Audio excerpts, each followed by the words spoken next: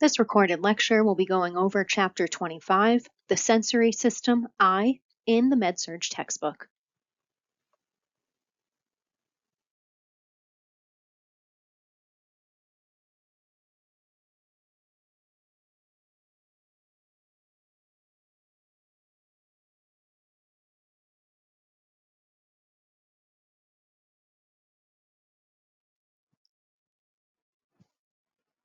The ciliary body helps change eye shape for near and far vision.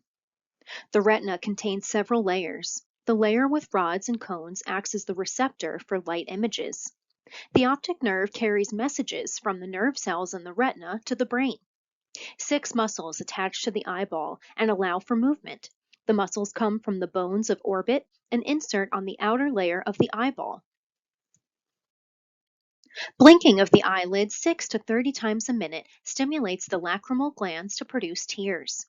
The transparent cornea allows light to hit the lens. It assists with bending of light rays, known as refraction, so that the rays will hit the retina in the right location for images to be transmitted to the brain. The aqueous humor assists with refraction of light onto the retina. The amount of aqueous humor determines the internal pressure of the eye. Visualization of the optic disc provides information about the pressure within the eye and within the skull. When the intracranial pressure gets higher, the optic disc appears swollen or choked, known as a choked disc. Visual impulses will travel along the optic nerve to the optic chiasma, just anterior to the pituitary gland.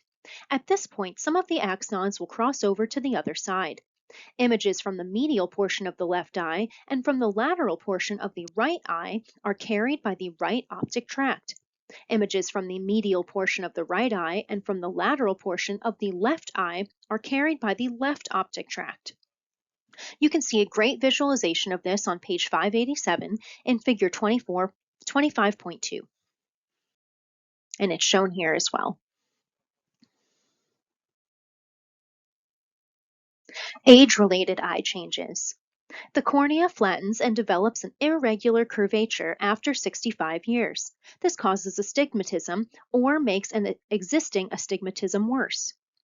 The ability of the iris to dilate will decrease, causing difficulty for the older person in going from a bright area to a darkened area. The lens of the eye changes after 40 years, gradually losing water and becoming harder. This can lead to cataracts. The ciliary muscle has less ability to allow the eye to accommodate, a process responsible for the gradual extension of distance from the eyes at which an item to be read can be held. This is known as presbyopia. This change will typically begin around the age 40. The farthest point at which an object can be identified will decrease, and the visual field narrows. Pupil size will become smaller, reducing the ability to see in dim light. Moisture secretion will decrease, placing the eyes at a greater risk of irritation and infection.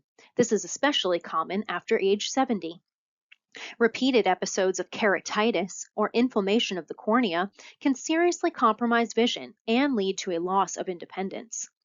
Eversion of the lower lid, known as ectropion, can occur due to loss of muscle tone and elasticity. Decreased muscle tone and the decreased elasticity can cause drooping of the upper lid to a point that it could interfere with vision. This is known as ptosis. These images you can see on page 588, showing some of the complications of aging that we just went over. There are 2 general kinds of patients with impaired vision: those who were born blind and those who develop some degree of visual impairment later in life. Eye disorders are caused by injury or disease, or are disorders for which there is a genetic predisposition, like retinitis pigmentosa. Stroke can cause altered vision or full or partial blindness. Macular degeneration is another major cause of impaired vision.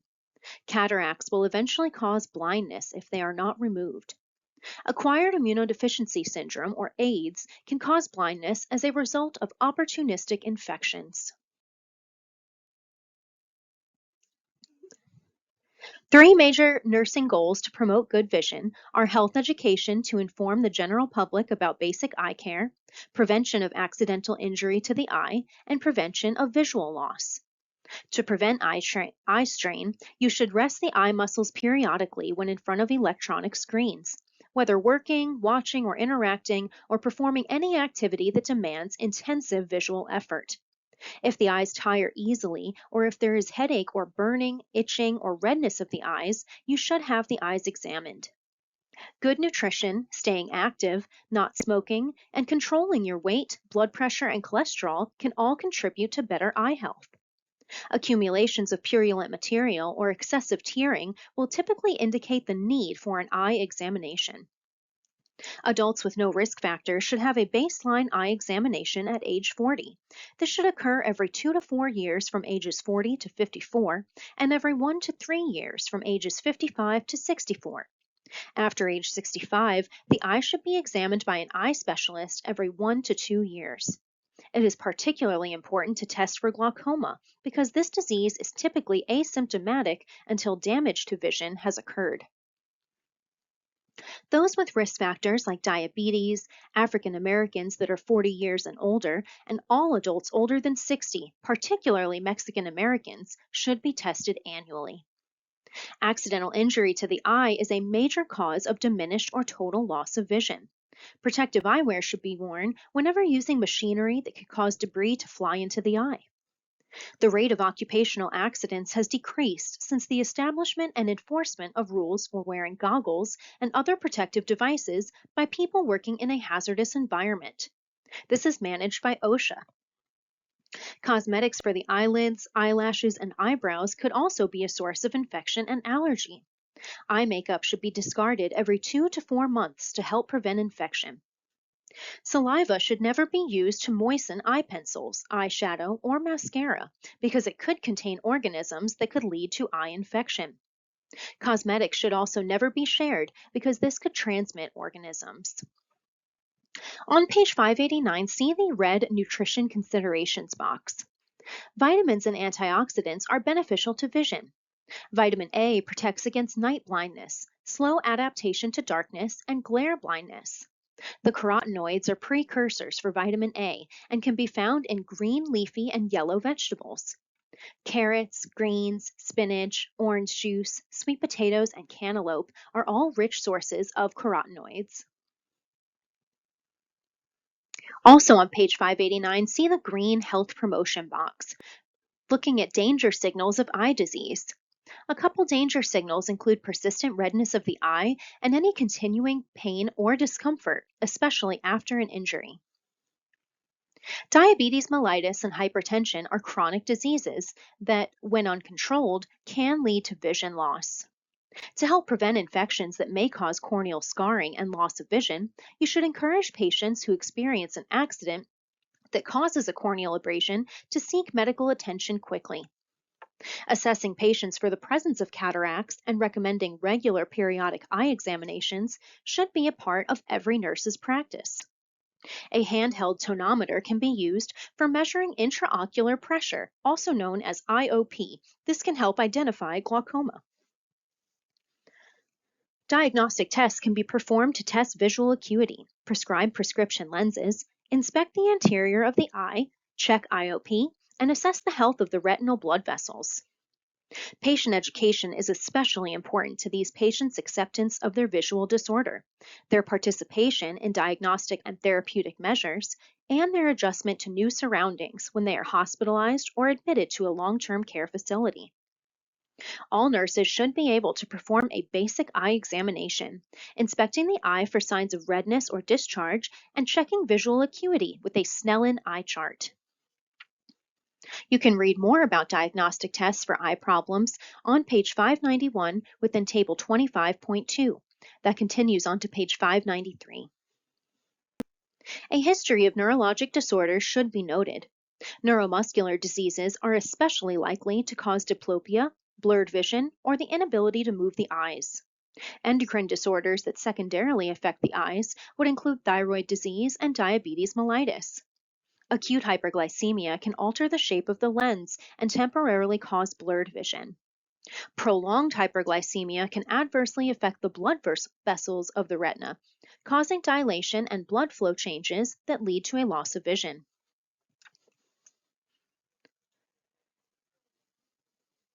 Retinal changes can also be caused by hypertension and atherosclerosis. Some drugs can produce either transient or permanent ocular changes that lead to disturbances in color vision and visual acuity, and to the formation of cataracts, retinopathy, and glaucoma. Among common drugs that have possible ocular side effects include ethambutol, isoniazid, amiodarone, tamoxifen, isotretinoin, and corticosteroids. A family history of eye disorders can be significant because disorders like strabismus, retinitis pigmentosa, glaucoma, and cataracts will tend to run in families or follow a pattern of inheritance. Sometimes patients are not aware of gradual changes in vision, but they have noticed that they have had more minor accidents lately, seem to be more easily fatigued, or are less interested in doing the things that once gave them pleasure, like reading, sewing, or another hobby that requires close vision. Observe your patient's eyes and eye area for redness of the conjunctiva, swelling of the eyelids or in the periorbital space, excessive tearing, changes in visual acuity, secretions and encrustations on the eyelids, abnormal position of the eyelid, and exophthalmos. This is the protrusion of the eyeball. Xanthexlasma, or a soft, raised yellow area, can sometimes appear on the eyelid after age 50.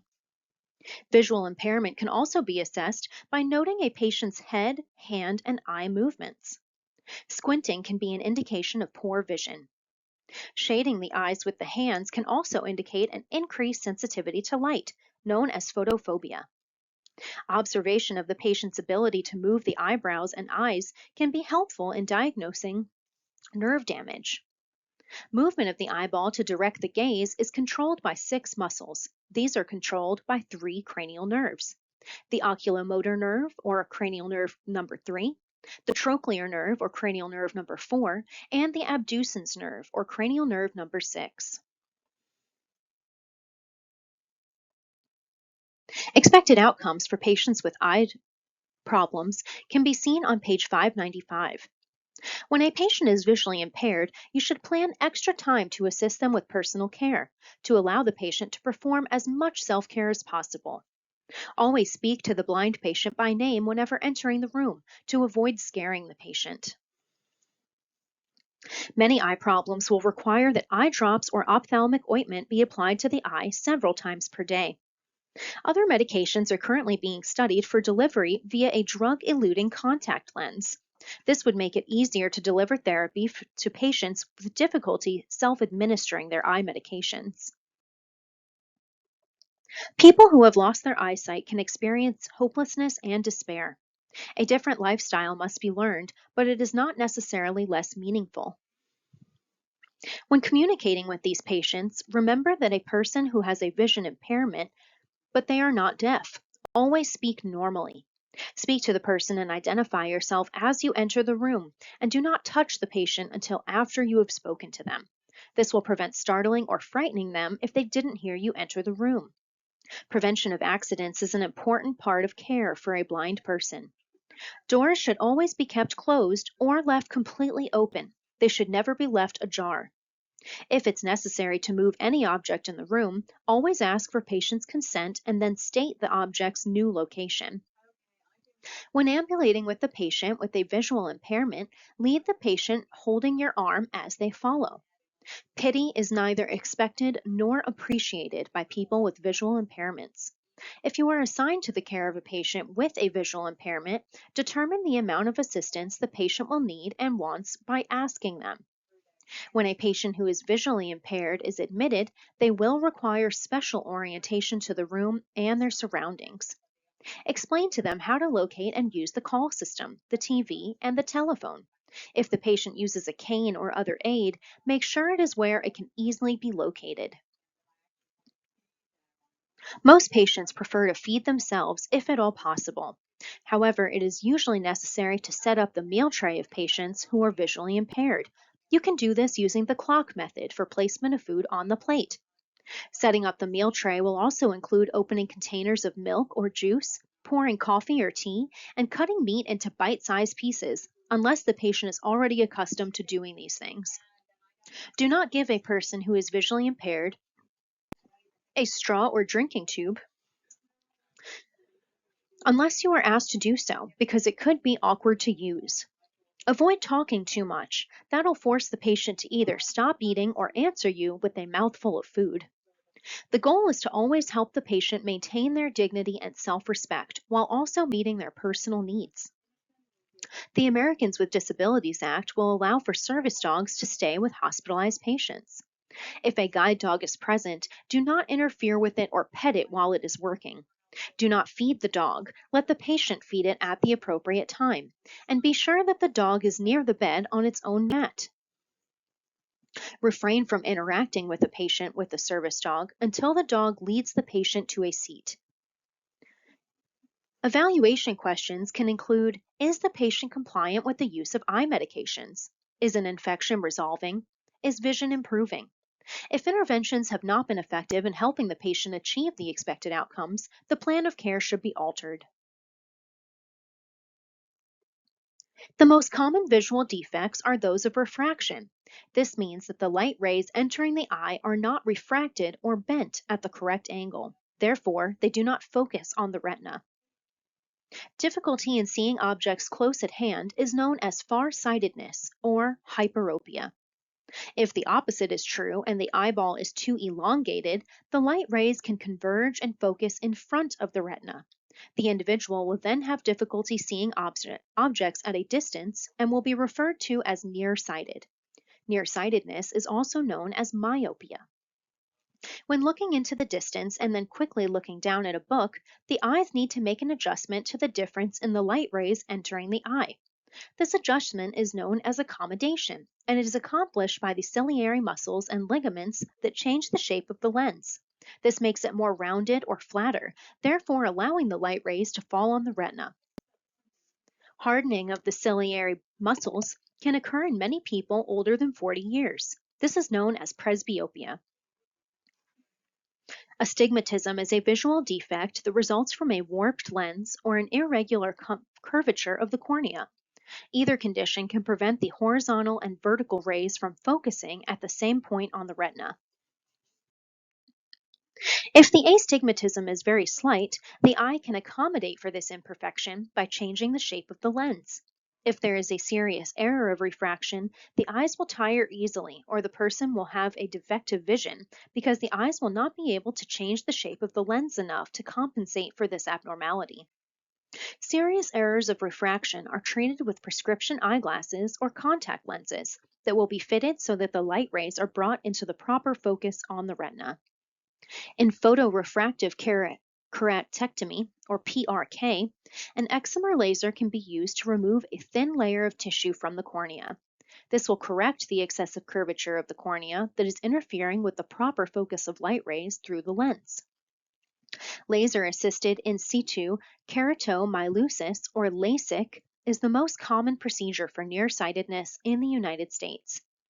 Postoperative recovery is very rapid with little discomfort. Small incision lenticule extraction, also known as SMILE, is a laser procedure in which the cornea can be reshaped by excision of a small piece of corneal tissue. This can correct myopia. The uveal tract consists of the iris, the ciliary body, and the choroid. Uveitis is an inflammation of the uveal tract. Infectious agents like herpes virus, syphilis, cytomegalovirus, toxoplasmosis, tuberculosis, and the West Nile virus have all been implicated as causes of uveitis. Signs and symptoms include tearing, blurred vision, photophobia, aching around the eye, a bloodshot sclera, or a small, non-reactive irregular pupil. Treatment will involve resting the ciliary body with a cycloplegic drug. Analgesics, antibiotics, and oral or ocular steroid therapy can also be used. Cool or warm compresses can be used for discomfort. Sunglasses should be worn to reduce photophobia.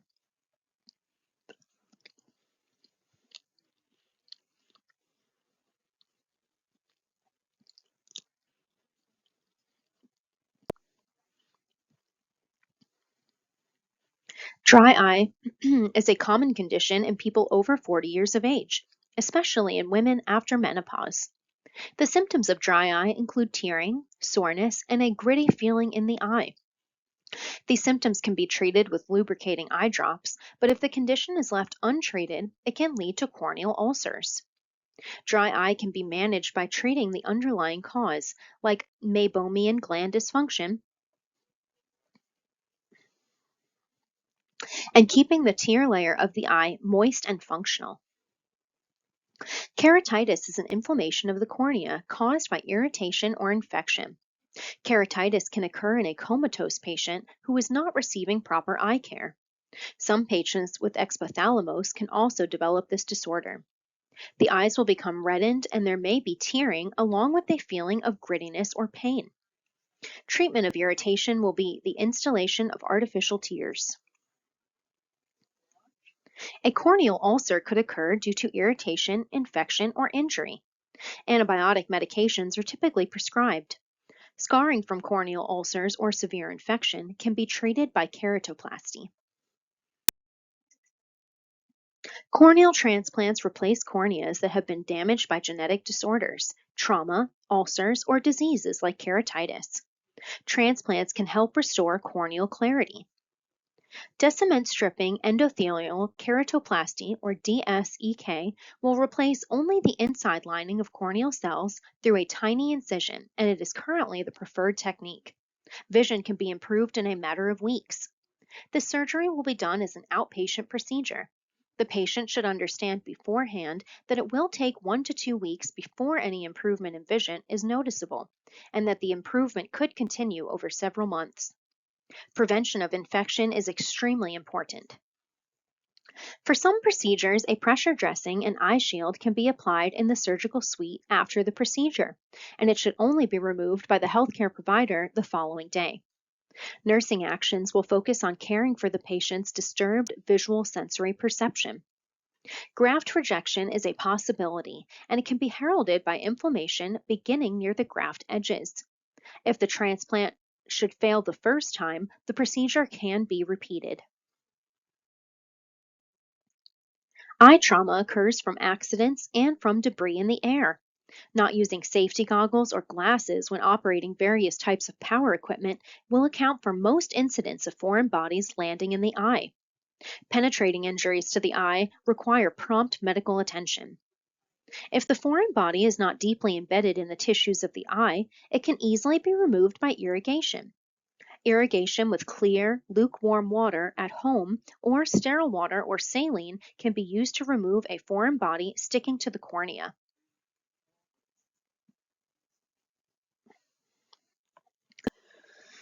If a, if a foreign body is sticking out of the eye, no attempt to remove it should be made. Both eyes should be patched to prevent further eye movement, and the patient should be transported to the emergency department or an ophthalmologist. The provider will typically apply a stain to the eye to assess whether the cornea is abraded. If there is an abrasion, medicated ointment will be prescribed and the eye may be patched. A corneal abrasion is painful, and an NSAID can typically be used for discomfort. Chemical burns should be treated by lengthy, continuous irrigation. Normal saline is the preferred solution, otherwise tap water will suffice. With gloves on, direct the stream of fluid to the inner canthus so that the stream flows across the cornea to the outer canthus, holding the lids apart with your thumb and index finger. The water should be lukewarm.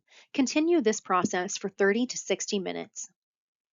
If the eye is too damaged by trauma to be salvaged or is irreparably damaged by disease or tumor, enucleation or removal of the eye can be performed.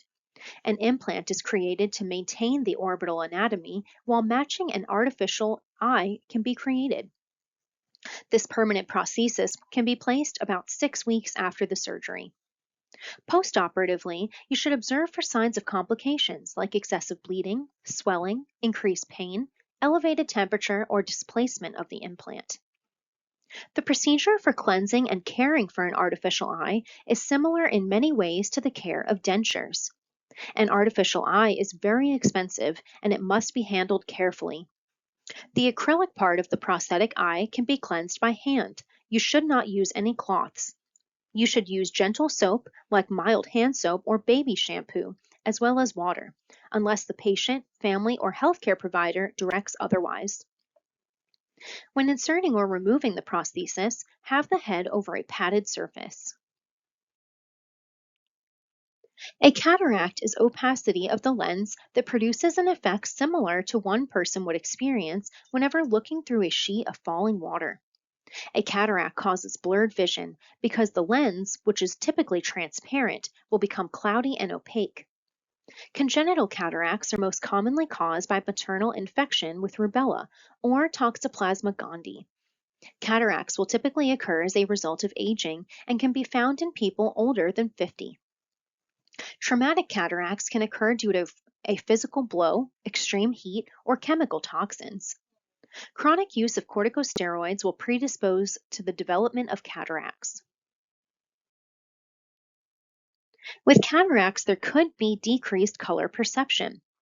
Assessment could also reveal the following symptoms: hazy, blurred, or double vision, increasing complaints about glare, increasing nearsightedness, complaints that colors are faded or appear yellowish or brownish, desire for increased light by which to read, difficulty with night vision, and the frequent need for eyeglass prescription change. The loss of vision associated with cataracts is progressive, and sometimes it is partially caused by secondary glaucoma. As an untreated cataract progresses, the lens of the eye becomes cloudy or milky white. Then it will turn yellow and eventually could become brown or black.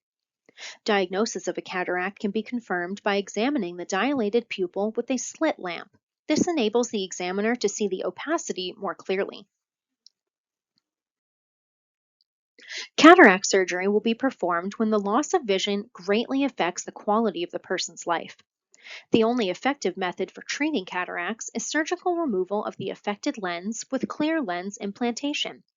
Cataract surgery is the most commonly performed surgical procedure in the United States.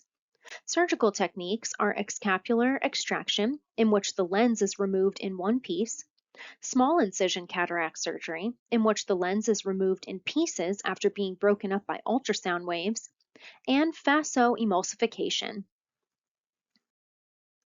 Vision is improved within 2 weeks and is typically fully recovered within 3 months of surgery.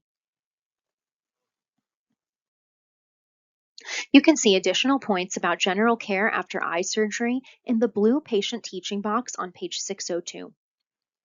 The patient must be told that there is a period of visual adjustment after the cataract surgery. Patient adherence to the schedule of postoperative medications is critical to prevent complications and promote healing. The term glaucoma comprises a complex group of disorders that involves many different pathologic changes and symptoms, but they all have in common an optic neuropathy that damages the optic disc, leading to atrophy and loss of vision. This neuropathy is often caused by an increased IOP. Glaucoma can present at birth or it can develop at any age. It can be the result of genetic predisposition, trauma, or another disorder of the eye. Blindness is completely preventable if the disorder is treated early. The IOP can be determined by the rate of aqueous humor production and the outflow of aqueous humor from the eye. Increased IOP greater than 22 millimeters of mercury will require a thorough evaluation. The vision impairment from damage to the optic nerve or retina is permanent. Glaucoma could be angle closure glaucoma, open angle glaucoma, developmental glaucoma, or mixed mechanism. The terms narrow angle or angle closure and open angle will refer to the angle width between the cornea and the iris. These two major types will differ in their clinical signs and symptoms, treatment, and their effects on vision. Open angle glaucoma, in which there is no angle closure, is a much more insidious and common form of glaucoma, occurring in about 90% of patients with glaucoma. It can be caused by a mixture of factors like overproduction of aqueous humor and anatomic problems within the eye. It is typically bilateral, but it can progress to complete blindness without ever producing an acute attack. You can see this image on page 605 showing the difference between the open angle glaucoma and the narrow angle glaucoma.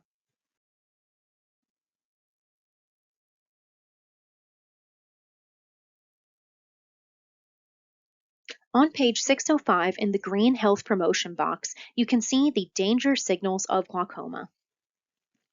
Patients at a normal risk for glaucoma should be screened every 2 to 4 years before age 40, every 1 to 3 years between age 40 and 54, and every 1 to 2 years between ages 55 to 64, then every 6 to 12 months after age 65. People at a high risk for glaucoma include those with diabetes, African Americans. At least 4 times as many African Americans as non African Americans will have glaucoma related blindness, and individuals with a family history of glaucoma. A commonly used screening technique for early detection of glaucoma is to measure IOP with an air tonometer. A puff of air is directed at the cornea, which causes a momentary indentation while a pressure reading is taken. The initial treatment of choice for chronic open-angle glaucoma is medication rather than surgery. Drug therapy is intended to enhance aqueous humor outflow or decrease its production so that IOP can be decreased. Adjustment to dark rooms is difficult due to pupil constriction. Diuretics can be prescribed to reduce the production of aqueous humor fluid. Whenever glaucoma is being managed by medications, the patient must continue the eye drops and oral medications on an interrupted basis. When drugs will not control glaucoma and the increased IOP persists, surgery can be an alternative. The goal is to create openings so that the excess fluid can escape. Laser surgery can be performed with a local anesthetic, typically in a healthcare provider's office. The patient may experience a gritty sensation and blurring of vision during the first 24 to 72 hours. Increasing pain in the eye should be reported to the ophthalmologist immediately. If a laser procedure is not effective, incisional surgical procedures can be performed, like a microsurgery filtering procedure. This is an outpatient procedure using procedural sedation.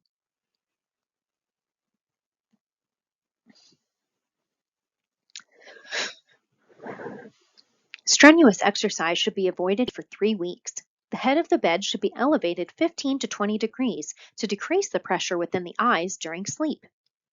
Education of the patient and the family is a major aspect of care.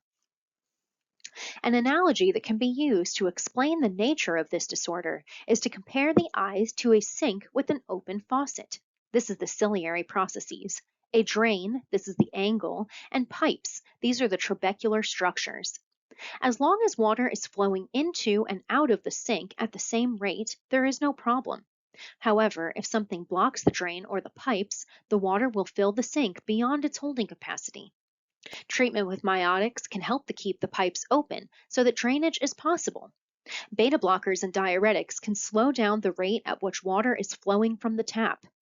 If the medications do not work, or if the sink is suddenly blocked by a clogged pipe, it may be necessary for the surgeon to clear the drainage system so that the water can further drain into the sink. Teaching should emphasize that glaucoma medications will prevent further vision loss, but the medications cannot restore vision. Narrow angle glaucoma can be acute or chronic. Acute conditions are a medical emergency in which there is severe pain in the eye, accompanied by the appearance of colored halos around lights, blurred vision, and pain in and around the eye. Nausea and vomiting can also occur. The IOP will rise suddenly, occasionally reaching a pressure of 50 to 70 millimeters of mercury. Diagnosis will be made by history, testing of the IOP, and slit lamp examination. Emergency treatment in narrow angle glaucoma consists of measures to reduce IOP as quickly as possible. During the attack, eye drops like pilocarpine, timolol, and aproclonidine, as well as IV acetazolamide can be used. Surgery will be performed as soon as the inflammation subsides to relieve the pressure against the optic nerve endings. Nursing management is the same for any other eye surgery. Teaching about activity precautions during the healing, schedule for eye drops, any symptoms to report to the surgeon,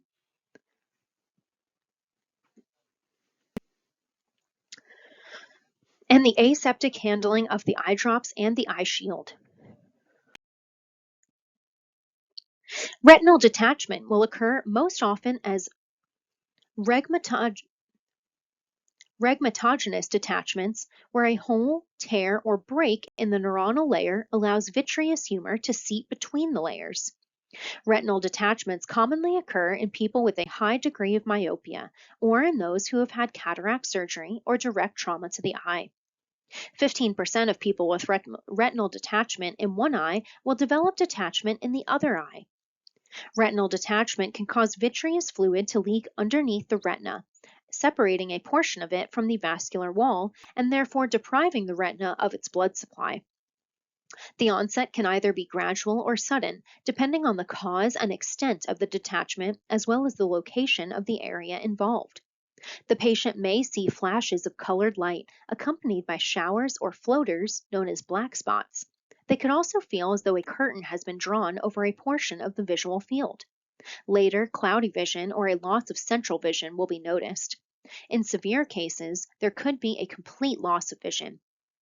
Diagnosis of detached retina can be made with a direct ophthalmoscope, but diagnosis is greatly simplified by a stereoscopic indirect ophthalmoscope. Retinal holes and tears can sometimes be repaired on an outpatient basis with laser therapy that creates an inflammatory reaction, causing the layers to adhere during healing. Peripheral retinal holes, through which no fluid has leaked, can be closed by applying a freezing probe tip, known as cryotherapy. If hemorrhage into the vitreous is obstructing vision, the surgeon could perform a closed vitrectomy during the retinal repair. Positioning of the patient and the level of activity allowed after surgery will be prescribed by the surgeon. IOP must be monitored closely for at least 24 hours. Vision will not return immediately due to postoperative swelling and the effects of dilating drops. Vision will improve on a gradual basis over several weeks to months. Eye patches should be changed at least once a day. Strict asepsis should be observed whenever instilling eye drops and ointment. There is usually some degree of pain after all types of retinal surgery. Acetaminophen is typically sufficient in controlling this pain. Flashing lights are common for the first few weeks after retinal surgery. These will decrease over 2 to 6 months. If they worsen within several weeks of surgery, the surgeon should be notified. Light sensitivity is common, and wearing dark glasses when outdoors can help eliminate this problem. Cleanse the eyelid with a gauze pad or cotton ball moistened with irrigation solution or tap water. Always use a separate clean pad or cotton ball for each eye. At discharge, the patient is cautioned to avoid heavy lifting, straining at stool, and vigorous activity for several weeks. The two major causes of retinopathy are diabetes mellitus and hypertension. Contributing factors are excessive use of nicotine and caffeine and high stress levels. Diabetes also affects blood vessels when blood glucose levels are poorly controlled over long periods of time. Diabetic patients will experience two forms of retinopathy, proliferative and non-proliferative retinopathy. In the non-proliferative type of retinopathy, microaneurysms will develop on the retinal blood vessels. The proliferative form of retinopathy occurs later in the course of diabetes. The new vessels that grow are thinner and they can rupture more easily. This can lead to hemorrhage. Early stages of retinopathy will present no symptoms. As the retinopathy progresses, there will be alterations in vision, like blurring, missing areas in the field of vision, and seeing red lines or black spots. Tight control of blood glucose levels between 100 to 115 milligrams per deciliter is very important to prevent excessive diabetic retinopathy. There is no other known way to halt this process. Hypertension should also be kept under good control. Diabetic retinopathy is the leading cause of preventable blindness in adults of working age. Retinopathy can occur with type 1 or type 2 diabetes. Age-related macular degeneration, or AMD, can occur with aging, and it is the most common cause of visual loss in older adults. The macular region of the retina can provide color vision, acute vision, and central vision. Inflammation could be a factor. Chlamydia pneumoniae has also been found in the eye tissue of some people with the wet form of AMD. There is a genetic tendency for this disease, and diabetes and hypertension are associated risk factors. There are two types of AMD, dry and wet. Exudative or wet macular degeneration could occur at any age. In the dry or atrophic form, gradual blockage in the retinal capillaries will lead to death of rod and cone photoreceptors in the macula of the retina. This form will account for 85 to 90% of all cases. Dry AMD could progress to wet AMD. Dry AMD is bilateral and progressive. Early symptoms could be inability to see vividness of colors or to see details. Blurred vision, presence of scotomas, or distortion of vision will gradually occur. As central vision deteriorates, there may be a large dark spot or an empty place over the center of what is viewed. Exudative AMD typically only starts in one eye, but it could progress to affect both. Ophthalmic examination of the retina and macula will be the first step in diagnosis. In dry AMD, a yellow exudate known as drusen can be found beneath the retinal pigment epithelium. In wet AMD, fluid and blood can be detected by examination. Patients at risk for macular degeneration or extension of this problem will be taught to use an Amsler grid. This is a small card with lines in a grid formation. They can use this at home to assess their progression of the disorder.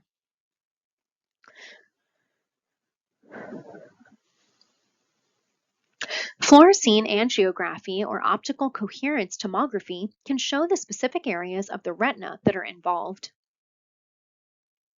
Treatments available will not cure the disease, but they are intended to slow down the progression or improve vision. A combination of vitamins, minerals, and antioxidants is recommended to slow the progression of the disease. Wet AMD is treated with intraocular injections of vascular endothelial growth factor, known as VEGF inhibitors. Pegapantib sodium injection, also known as Macugen, was the first anti-VEGF medication approved by the FDA for the treatment of wet AMD. If a patient does not have Medicare Part D prescription coverage, this treatment may not be available unless it's covered under private insurance. A device for home use is also available to monitor vision changes for those with dry AMD. The patient will test each eye daily, and the results can be electronically transmitted to the healthcare provider's office. Treatment will be most effective when changes in vision are detected early. The test can also help identify which supplemental therapy could be the most effective, based on the patient's age and genetic profile. Photodynamic therapy using IV verteporfin, followed by a low-level laser or light therapy, destroying only the cells absorbed by the dye, can be another therapy for wet AMD. This therapy will destroy abnormal blood vessels without permanent damage to the photoreceptor cells and the retinal pigment epithelium. Education on risk factors, early identification of vision problems, and encouragement to seek medical help can all assist patients in preventing vision loss. Help patients with permanent vision loss learn to use low vision aids. Books with large print will be easier to read. Telescopic lenses can help for watching movies, attending the theater, reading street signs, and seeing traffic lights.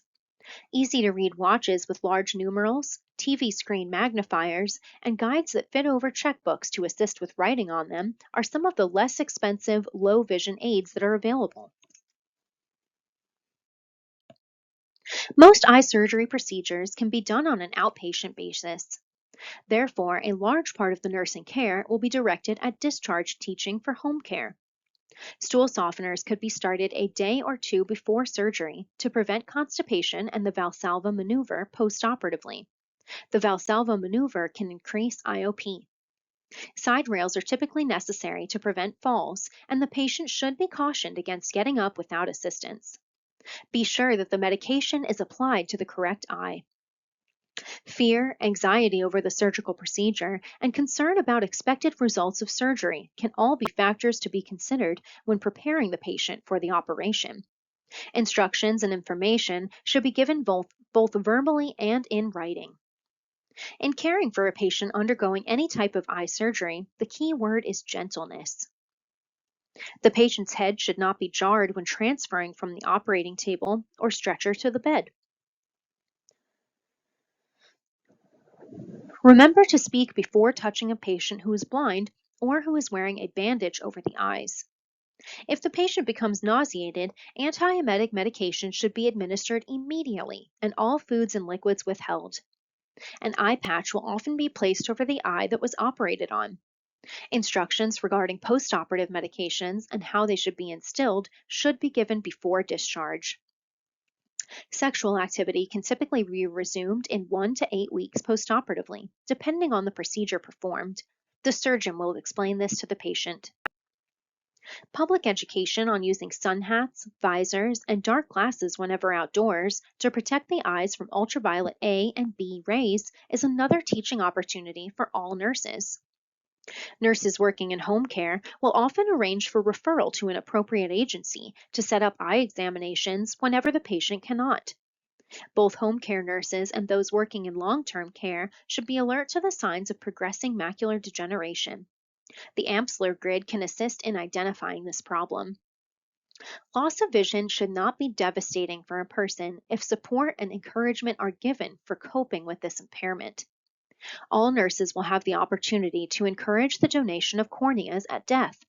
Signing a donor card, as well as indicating tissue donor on your driver's license, should be a consideration for everyone. Many facilities will have professionals trained specifically to approach families, but all nurses should be knowledgeable about this process and be able to answer questions.